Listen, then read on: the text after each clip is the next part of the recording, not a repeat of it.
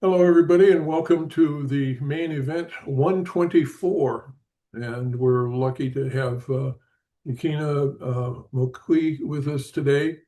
He's from London and has been working in video for a good 10 years and has done some fantastic transitioning into using AI. And so what I like to do to start off with, so we don't interfere later on, I'd like to bring up the news of the week. The big news of this week was Runway Gen 4, their ELF, ALEPH, and they started talking about this on Sunday, and every day there's more and more stuff. So I've posted about three different demos of that on the comment section of today's event. There's also a post about VO3. There's a post about Chat GPT versus Photoshop in terms of image correcting. Luma Dream Machine came out with new improvement. And Christopher Ciccarella, a couple of his posts testing context and Dalmaster. I always like to include one of June Chao's demonstrations of her process. She's an architect in Malaysia and fantastic talent and really a terrific educator to all of us on LinkedIn. So I've put that post there as well. So all of that is there in the comment section for people to look at. As you know, this is being recorded, and I will do some editing and then post it on YouTube and then give you the link on LinkedIn. And it'll be on the post, but I'll also post a separate post about the fact that it's available. So, Sandhu, good to have you with us. What's happening with you? Oh, all good.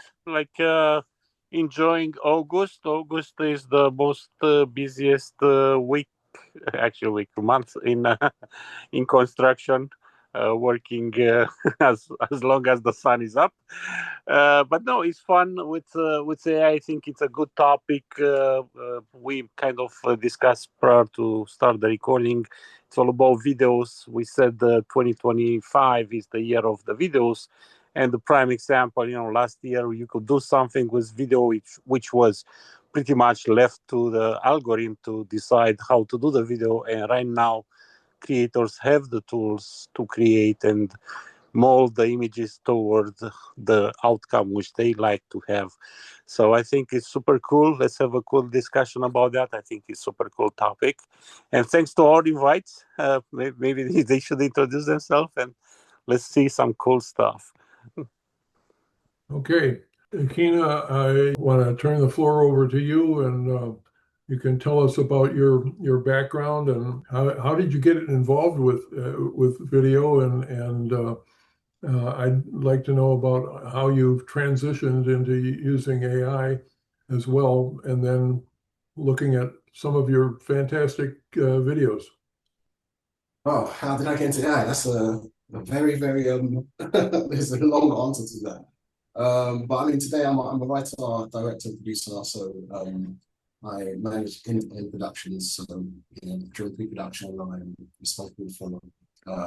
In fact, let me set the scene. So at the moment, I'm at an agency called Vans Life, where I'm a director and producer. So at that agency, I see productions from end to end. So pre-production, that's scoping out, budgeting, then writing, and then during production, it's directing, and same for post-production. But my background has a lot of hands-on, actually. So once upon a time, I used to operate camera. I was also very hands-on with editing, and yeah, lighting was my thing. And I got into photography through design. So before that, I used to do a bit of hands-on graphic design as well. So it's kind of been just a progression of starting from the still image, which I didn't realize until I'm saying this now, but with AI now, you start with a still image often and then you go through a workflow of making a still image move. And I started with design and photography and was interested, how can I make these images that I'm creating move? And that's how I got into filmmaking, because I thought, let me make these beautiful images move. And then I was also interested in, after I thought, I had a good grip of visual storytelling, I wanted to understand narrative more and telling stories with words. So I started to explore that. Yeah, and today I'm interested in how you use stories to sell products, so as well as telling stories, how you use them to sell products. So I'm exploring a lot of that. Yeah, that's a bit about me. What types of projects are you working on? So at the moment, it's mainly B2B. So it's mainly, I used to do a lot of consumer content before, but now it's I do a lot of animations for SaaS companies. I do case studies, yeah, product videos, that kind of thing. Yeah, so that's what I mainly do at the moment, is a B2B audience. So from time to time, we do get to do some consumer stuff. That's not often, so that's the reason why I go out of my way to create some personal content that is more for that consumer type audience. Yeah. Okay, well, why don't we have you share your screen with us and show us some of the things that you've been doing. Oh, well, I'll show you, before I go on to the one that is most recent, which is 13 Ways, I'll show you something that I worked on first. This is like my first AI film creation, actually. So back in October, was it October last year? Yeah, I think it was October last year. I just wanted to experiment with AI video. So a lot of people were messing about with AI images, and videos started becoming a bit more popular, well, in my world anyway. And I noticed that a lot of people were posting loads of great images, loads of clips, but not many people were creating ads or telling stories with it. So what I wanted to do was explore these tools and work out what their strengths were, and then create some kind of story around the strength of a tool. And what I noticed was that Runway was very good at camera movement, in particular slow motion camera movement. And I thought, what kind of story can I build around slow motion, and what products can I sell? And then the idea of typos came to mind. And I started messing around with the idea of, that moment when you hit send and you notice a typo and you're just so angry. So I decided to create a film based on that moment, and I'll share my screen with you and share that, and then talk about some of the tools I used.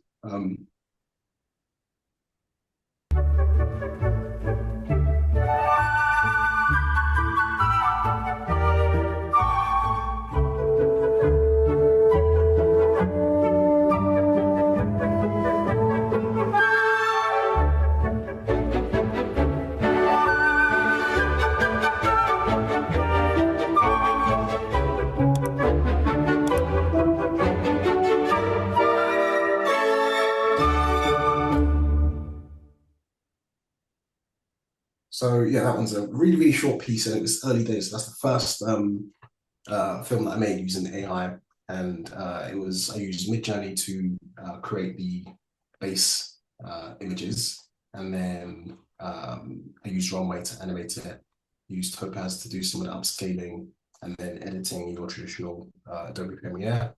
But yeah, so it was a very fun and interesting process that, again, I wanted to see how can you tell a story and lean on the strengths of a tool, and Runway, delivered when it came to slow motion. And obviously Runway has come a long way since back then. So that was the first film that I made. And then I'm going to share a more recent film that I've made, which is called 13 Ways to Annoy People on the Train.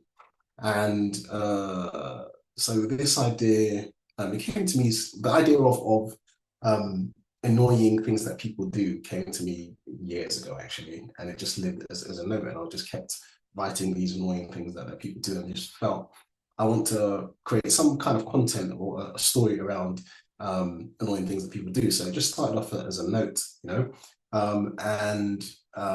yeah, I had loads of unfinished ideas, and I wanted to create some kind of short film. And then you know, I wrote the first draft of it, and then at the end of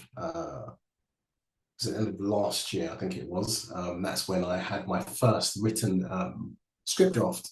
And by then, technology again had sped up.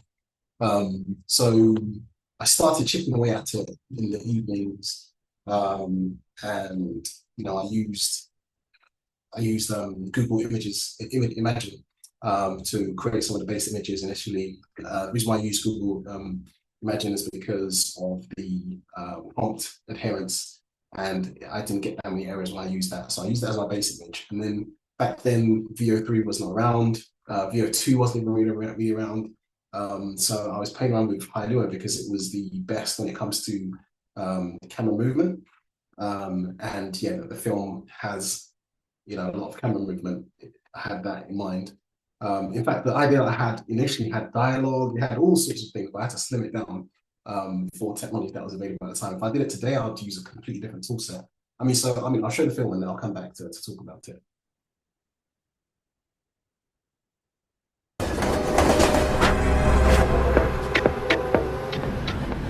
Every commute, you let strangers crush your space, mood, and presence. But what if you stopped playing nice? Here are 13 ways to annoy people and reclaim your space, freedom, and true self. 1. Stand on the left side or center of the escalator and soak in the polite outrage. 2. Slide into queues ninja style. 3. Treat the ticket machine like a tricky puzzle. 4. Keep that giant backpack on and swing freely. 5. Sneeze boldly and share openly. 6. Spray perfume generously. Own the carriage with your scent. 7. Skip showers. Let natural musk speak volumes. 8. Forget headphones. Music is meant to be shared. 9. Seats are valuable real estate. Claim seats. 10. Surf the carriage hands-free. Every jolt is an opportunity. 11. Groom yourself openly. Your commute is your salon. 12. Lock eyes with strangers. 13. Laugh loudly at everything. Random and sudden is best. Use these tips wisely, or skip the public altogether and start rolling solo.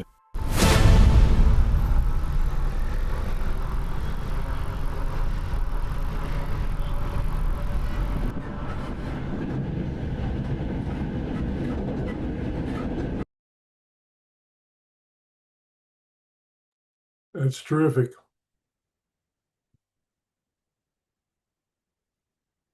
It's certainly something that anybody who has commuted by train or subway can certainly relate to. Yeah, I wanted to create something that was relatable. And initially, I wasn't sure whether to make it a short film or whether to make it an ad. And, you know, it kept changing as I was creating it.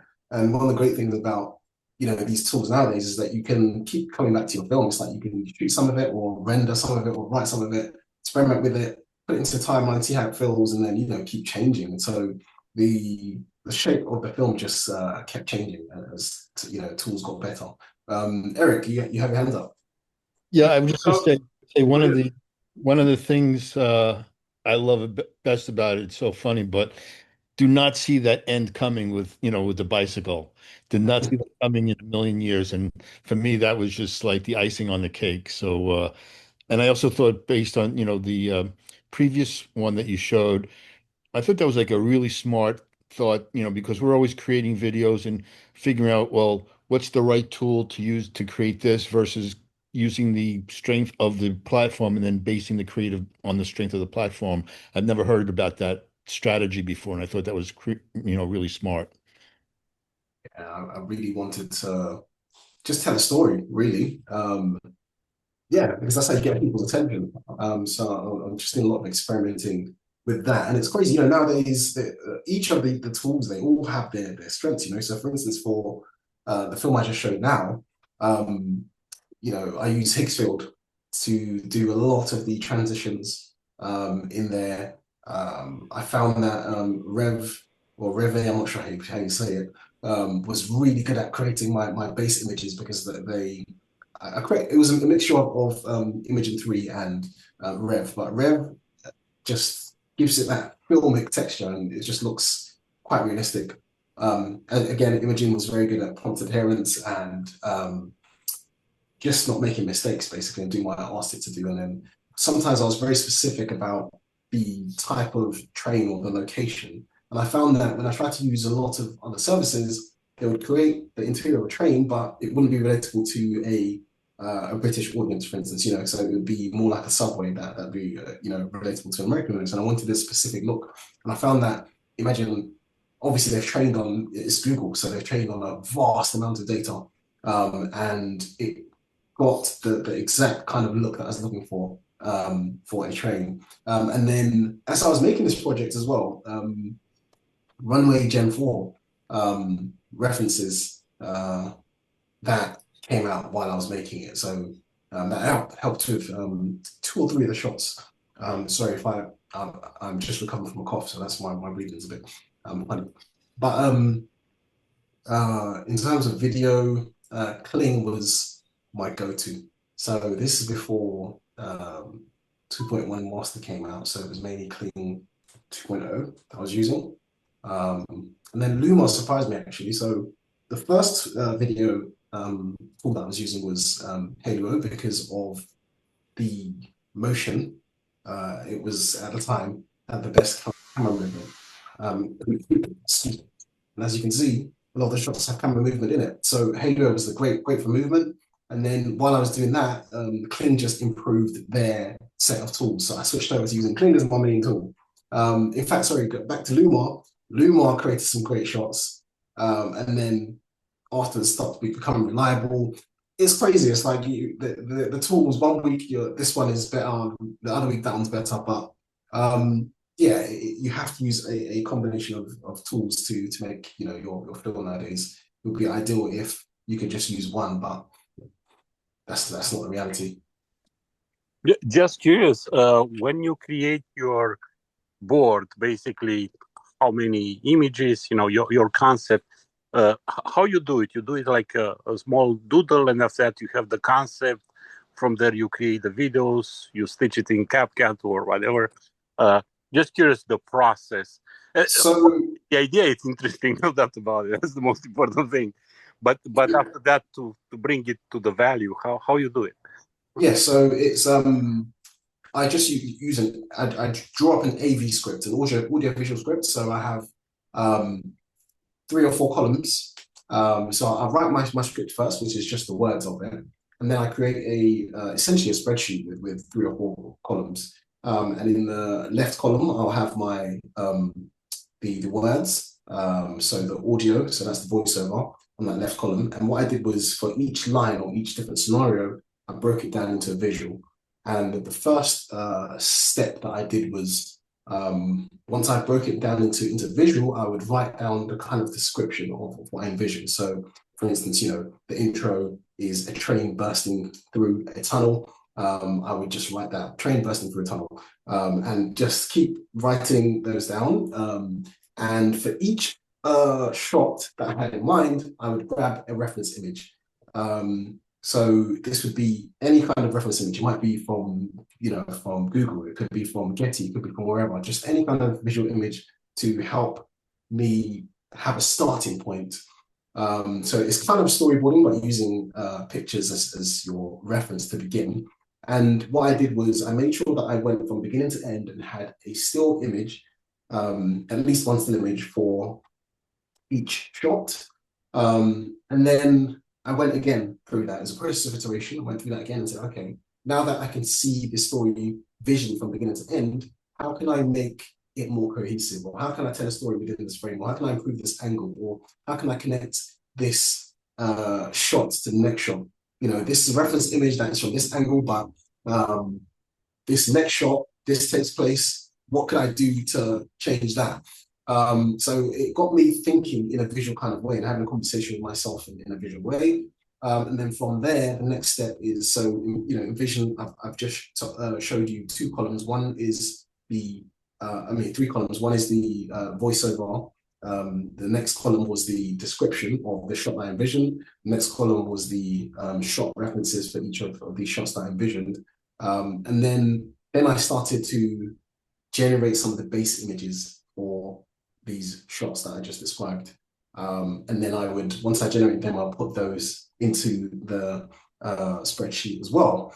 So that was one document that had everything in. And then at the same time, on my desktop, I would have a folder that synced to each of these shots as well, where I was gathering loads of referencing images.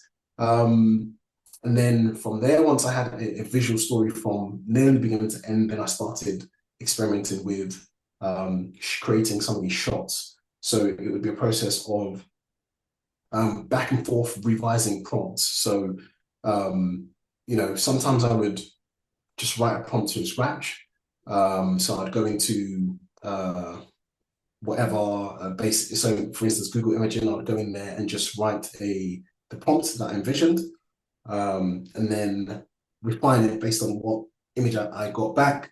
And then sometimes I'd go to ChatGPT and ask it to help me improve my prompts. So I might get the reference image that I had, my prompt, and say, how can I rewrite this prompt for me to be closer to this reference image? And then that would write me a new prompt. Then I'll go back to Google Imagine and then see what that did. So it was a lot of that taking place, and then turning some of those images to video. And again, that same prompting process of writing a video prompt and then seeing what that produced. If it sometimes it would be what I wanted, other times it wouldn't. And then I'd go again to an LLM like ChatGPT or whatever, and give it my prompt and my image and ask it to help refine that. So there's a lot of back and forth, putting those clips into a timeline, seeing how it felt back to back. And it was just loads of going back and forth, having a conversation with myself in different ways. Yeah. One of the things that I end up doing is I usually get inspired by some picture that I've created with Midjourney, and then I get an idea of something or other I want to do, and then I will write a script. And what I find very helpful is to then go and get an AI voice to record the thing. And like I've been working on one thing where it's got multiple voices, so I put those voices together. But I put it in a timeline on CapCut so that I can see how long each of the shots need to be. And maybe I've got pictures that are already there that I've done that I'll put in place and stretch that out to the length of that shot. But sometimes I'm doing like you said, you get a stock image and just put it in there as a placeholder, and so you know the type of thing you're going to do. That always seems to work out well for me, to be able to basically storyboard it on the timeline so that I'm accomplishing two things at once. But also, it isn't until you've got the script, until you're really delving into it, before you start getting some of the visual ideas that you have to do in order to complete the story. So good process. What you're saying and what I'm saying is quite similar, I think. Jarver asked, can you tell what AI is good for YouTube channel and any ideas for animation videos? Could you clarify that question? What is good for YouTube channel and videos? I'm not sure I understand the question. Yeah. Jarver, can you, go ahead. Yeah, Vidal. So I can, I'm curious to know, do you have any content creation ideas for creating a YouTube channel? Like what AI to use, and what are your inputs? Like I want start with good visibility and reach. So can I have your suggestions for this? You were cutting out. I missed some of what you said because you were cutting out. I think what he's getting to Oh. is what kinds of things attract people on YouTube. But I think a big part of that has to be a matter of building an audience.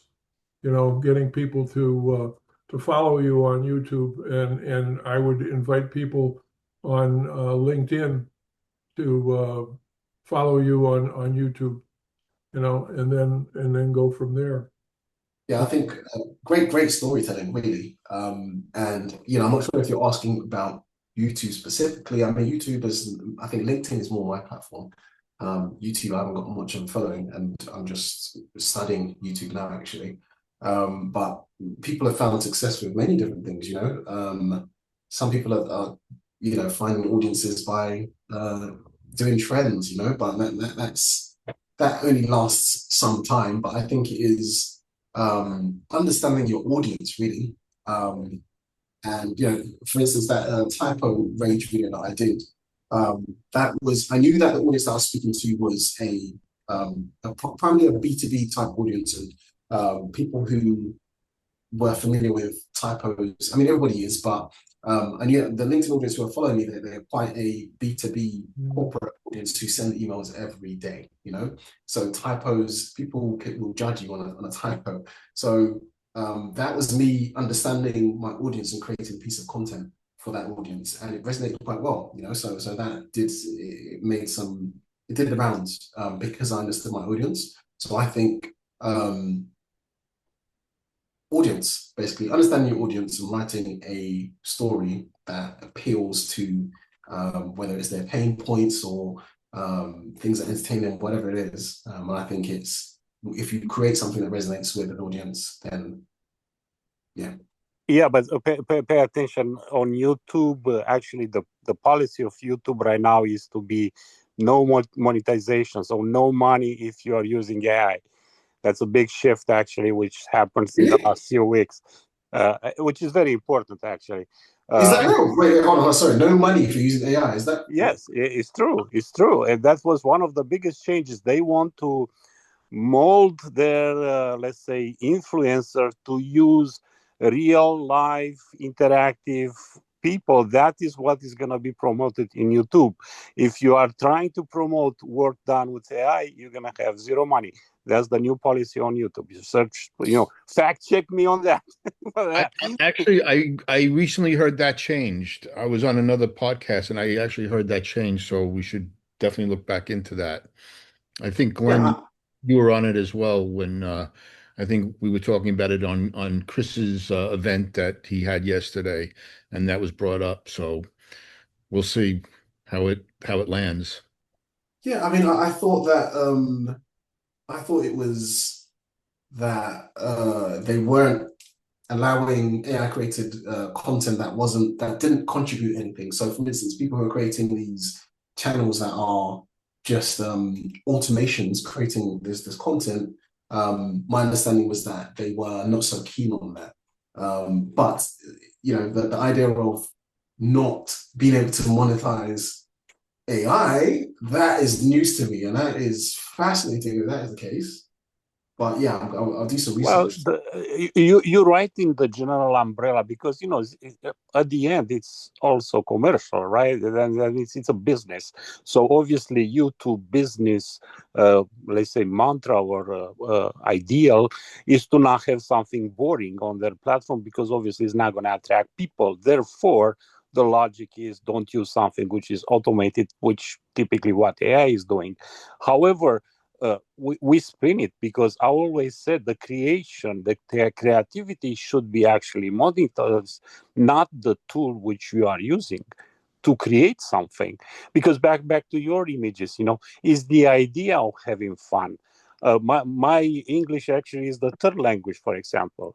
And I do, even right now, after speaking more than 30 years English, I do make mistakes. I'm spelling wrong, and even my accent is wrong, my grammar is wrong, and so on, which is actually an asset when I'm writing prompts, because I'm throwing off the AI because I'm making mistakes and it doesn't know what to do.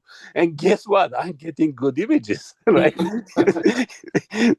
so yeah, we have a topic on this. It's a fascinating topic, and I think you're right. Uh, taking the advantage of making, let's say, misspelling and stuff like that and spinning funny as you did, I think it's awesome. Obviously, it's a creativity way of doing it. You can have a lot of fun with it, like just changing a letter in the word, and can have completely 180-degree meaning. And so definitely AI as a tool can help us, but again, I think the gray line is to not throw this general umbrella. Oh, you guys, you are stealing. Oh, you use AI. I don't think it's true. But personally, I don't think it's true. Of course, right now is this ethical fight. What is how they call it? The general term is fair use of whatever versus, oh, you are using the IP of a person. And again, I don't want to go to all that side, but I can say I will see your style. I will see Big Al style. I see Eric's style. Doesn't matter what tool they use, or Glenn's style. I could feel it because I saw what they did before, even prior to AI. And their creativity is there, and therefore the AI is just a tool. It's just an expression. It's more practical, faster, and so on.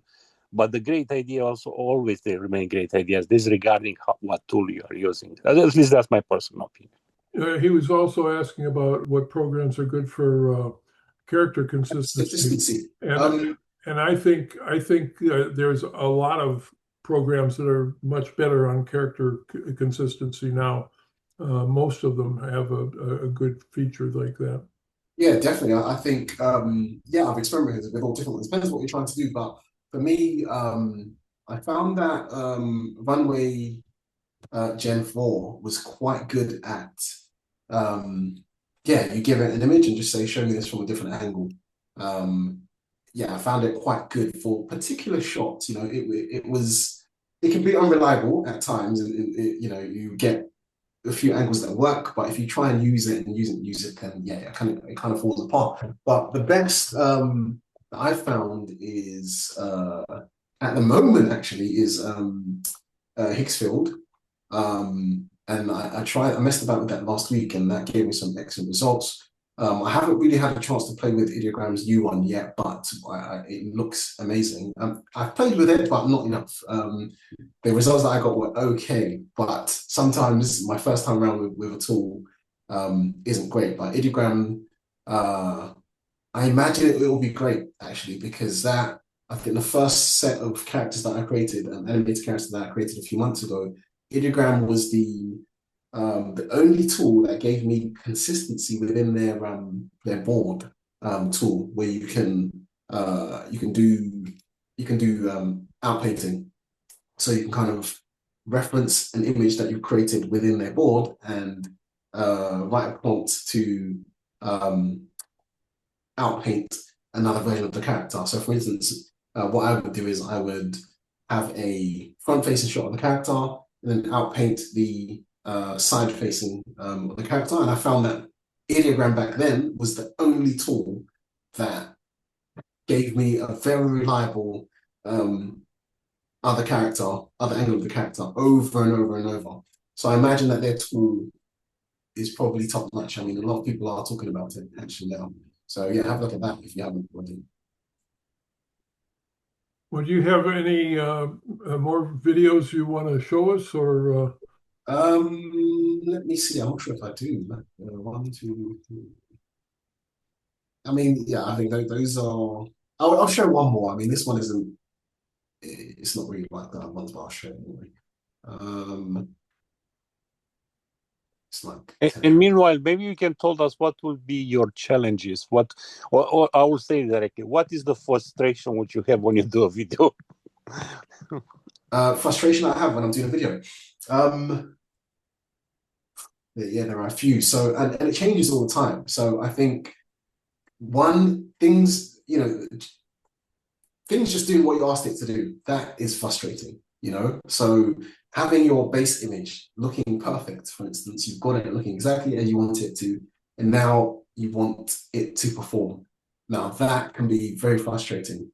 You know, I find it frustrating that AI can be a bit of a casino, like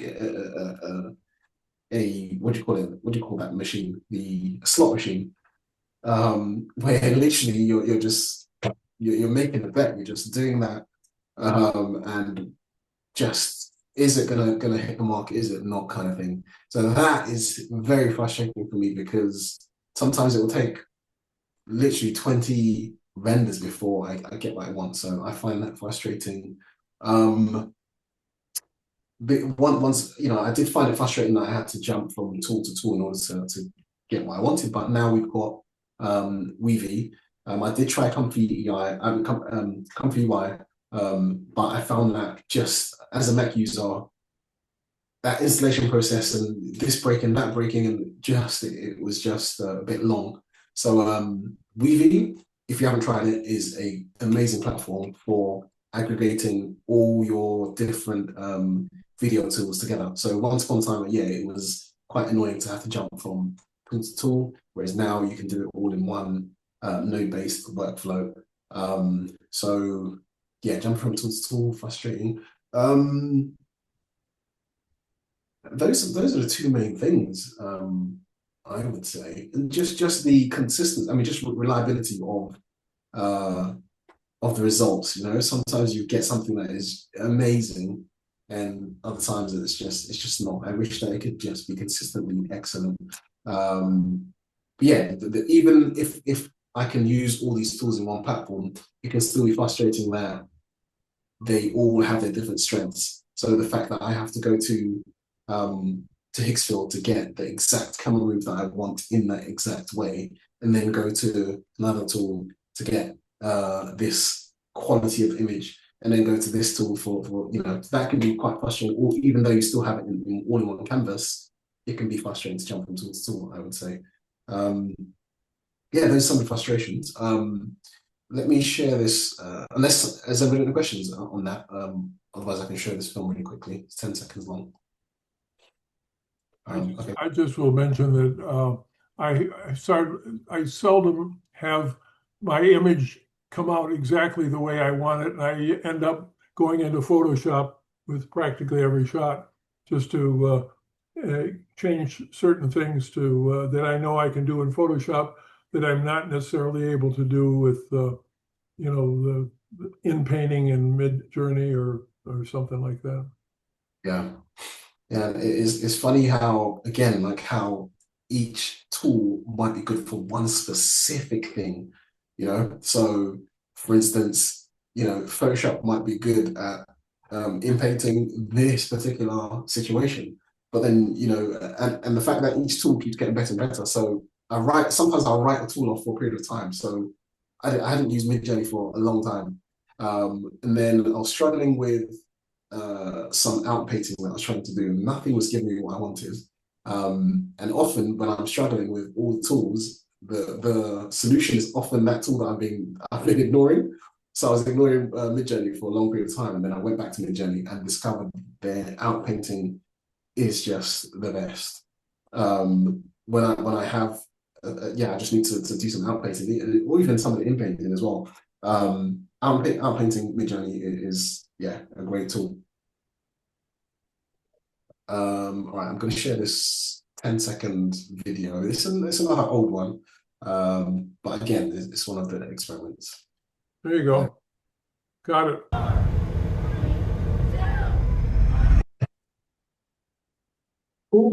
Bites. Countdown to delicious. Play it again.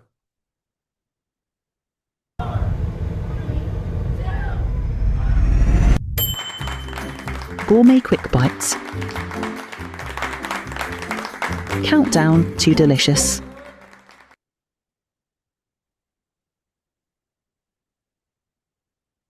Nice. I like how you're relating all these things to products, and it's Glenn and Eric are always looking for ways of creating things that can apply to products and stuff, because that's what our jobs are, as creative directors. But it's fun to see that. And I think, the thing that is interesting and similar about those three things is the fact that you're telling a story to begin with, and then you reveal what the product is that's related to it. So nice format. Yeah, I have a question. How did you create the product, the actual products at the end? And was that all in a prompt, or were those created separately and then imported into what was the workflow to actually create that end frame there? So yeah, the end frame was a combination of ideogram and what else did I use? I think it was ideogram and Photoshop I used for it, but I used ideogram to create the no, that was it. It was ideogram and ChatGTP. So I used ideogram to create let me share my screen just so you can see what I'm talking about. Anybody else have a question?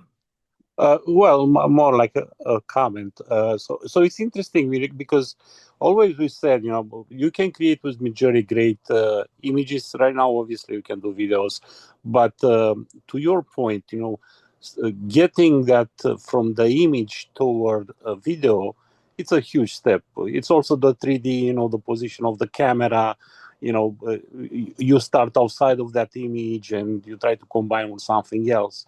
But to people on the audience, what is interesting, at least on the tests which I did, when you put text and you try to do a video, what I notice, several platforms, they treat that differently. In Midjourney, actually, the text is maintained. So if you have an image with a text on it, and let's say like your last image, yes, that one where you have the text on the cups over there and the text down. If you animate this image, you might get different results depending on what platform you're going to use. To my surprise, I noticed actually Midjourney and actually many others too, they maintain the text unchanged and they change only the object or the subject. From your experience, did you notice that, or how you control that? If you want to add text toward the end or during the video? I found that ChatGPT was good when I made this anyway at the time. So I found like this image now was created using ChatGPT, and I created the logo in ideogram. The Gourmet Quick Bites logo in ideogram, and then what I did was I came to ChatGPT and just I gave it a reference frame from earlier. So I gave it like this shot reference, and then gave it the logo. And then I think I gave it a reference of a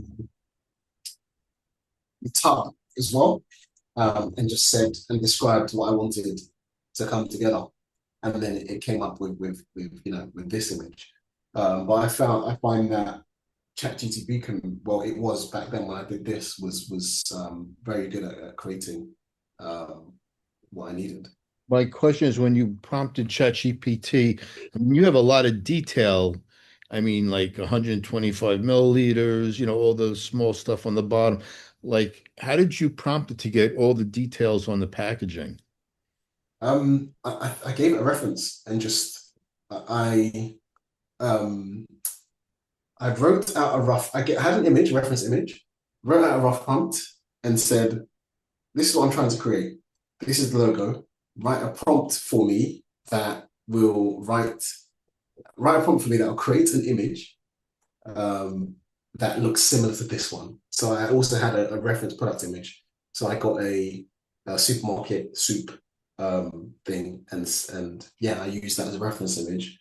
So essentially, I was saying, give me a text to image prompt based on these ideas. My idea of the product, which is called Gourmet Quick Bites, these flavors, and I had the different flavors, and mentioned that there were 4, and mentioned the flavors, and then gave it a reference supermarket image and said, hey, could you just write a prompt that structures all of this information?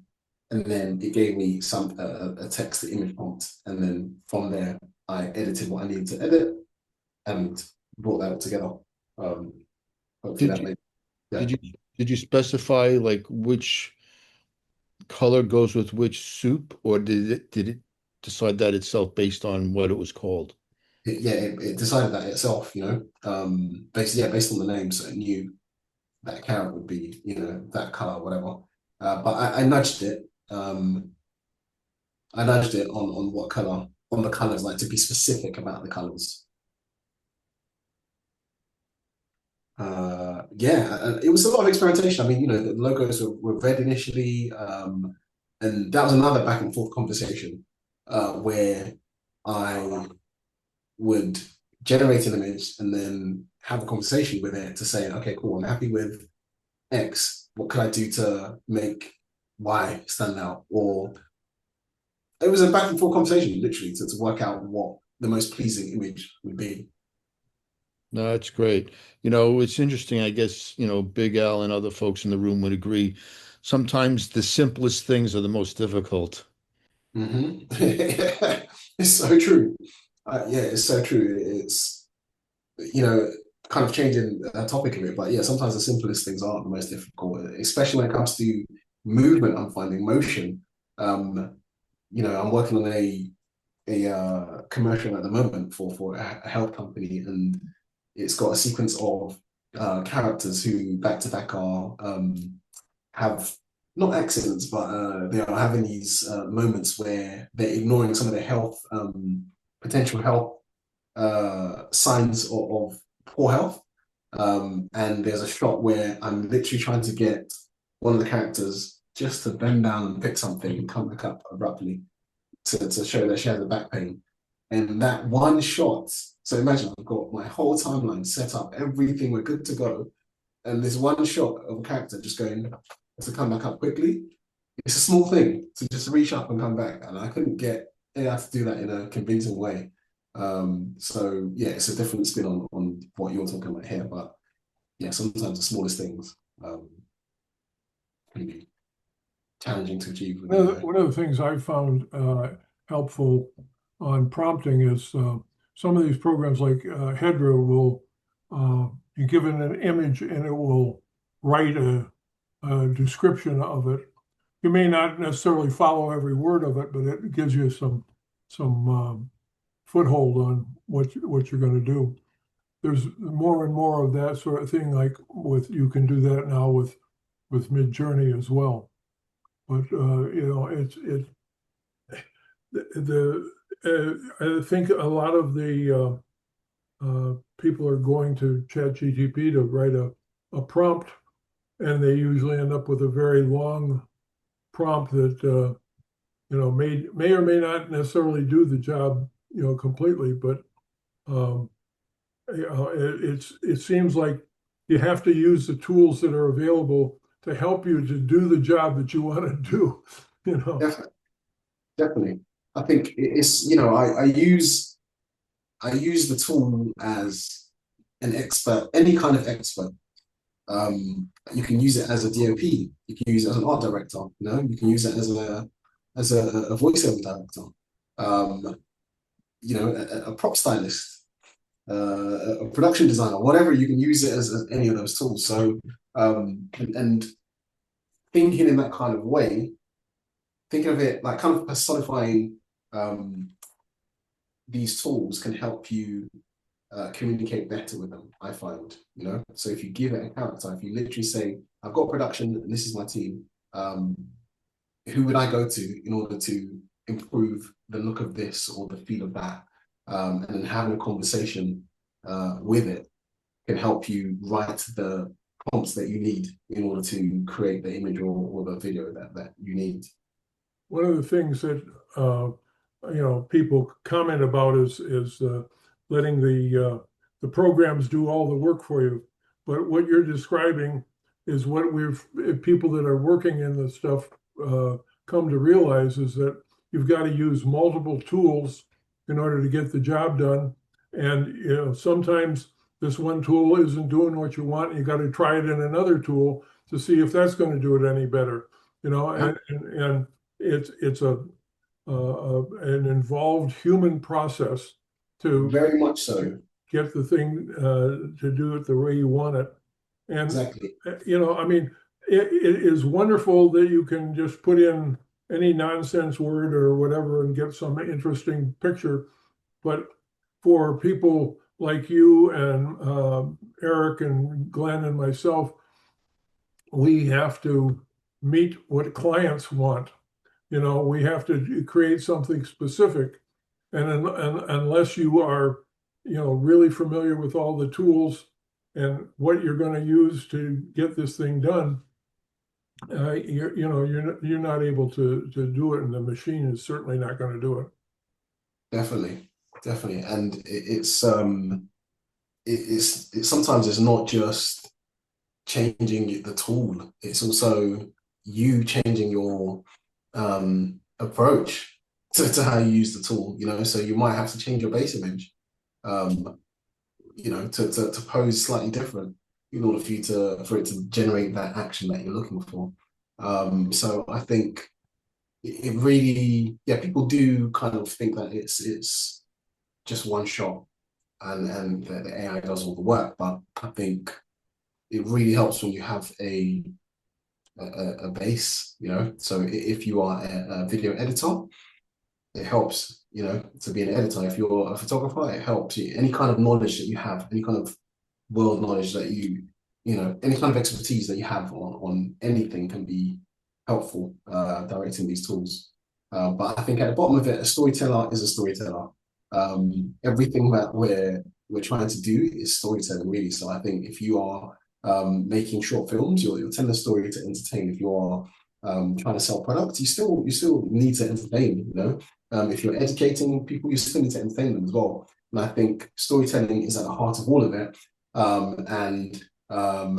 Storytelling. That's the key thing behind everything. Is just a great story, and great stories often understand what they're trying to do and their audience. One of the things. Go ahead. Yeah, but what I intended to say, Miguel, is the things evolve because, back to our initial example, how we were 1 year ago, where we are today. And I'm almost sure right now with videos, we're going to start seeing the implementation of VX, effects and stuff like that, which typically you have it in videos. But also, I do see the transition toward 3D. I'm not sure if you guys notice. There are right now platforms like Modify, where actually it takes an image and it creates a 3D environment out of it. That is also the goal for Midjourney. They mentioned that many times. Their ultimate goal is not to create images or video, is actually to create worlds where you can get immersed on it and have your experience, which is interesting. But I get what you are saying. Like whatever you do, storytelling or product selling or whatever the transition, journalism also. That is an interesting too, because that is related to influencers too. I think each of them, they will have their own way of expressing. But as the tool evolves, I think also the creativity evolves as well. Not necessarily adapting to the tool, I think is quite the opposite. I think the platform should be adapting their controls to let the user express what they want, to get rid of the frustration which we just mentioned. I always, when I'm teaching a course, one of the things I always tell people is I think that the first image that I get from my first prompt is the machine saying, "Is this what you want? If not, then tell me more about what you want, and I'll try to give it to you." And that that you're always evolving the prompt. You're trying to find the right ways or the right order of the words, because it's still, likes the subject to be up front, and sometimes you think you've got the subject up front, but actually the subject is 5 words down the line, and you're kind of working around. Ikenna, it's been a very good and a nice discussion today with everybody about this whole process, and I'm delighted that you were able to join us today. As a reminder, everybody, next week, Brant Hindman is going to be with us, and he is talking about this new computer program that he has written that is supposed to be a program that will learn and will adapt, and he's tried to teach it certain appropriate, behaviors and relationships, a certain sense of etiquette and a certain sense of what's fair. He's got these 2 different characters that are part of this thing called Bob and Alice, and he was giving an example of he asked Bob to analyze something that Alice had written, and Bob said, well, I don't know if it's really right for me to read into Alice's mind without getting her permission to do so. So this is going to be very interesting. He's going to be doing a lot of really interesting demonstrations next week. And then the following week, Deepika Grover from India, lovely work that she does. It's going to be very interesting to have her with us. So that's what's happening in the next 2 weeks. And again, this has been recorded, and we will edit it, and we'll be posting it on YouTube and letting everybody know on LinkedIn when it's available. So again, thank you, everybody, and Ikenna, thank you for being with us. It's Thanks for having me. nice event today. Yeah, thanks a lot. It was great to see all the work and hearing how you were creating all that great stuff. Thank you. Thanks for having me, guys. Yeah, thanks a lot. Thanks. Okay, commending recording.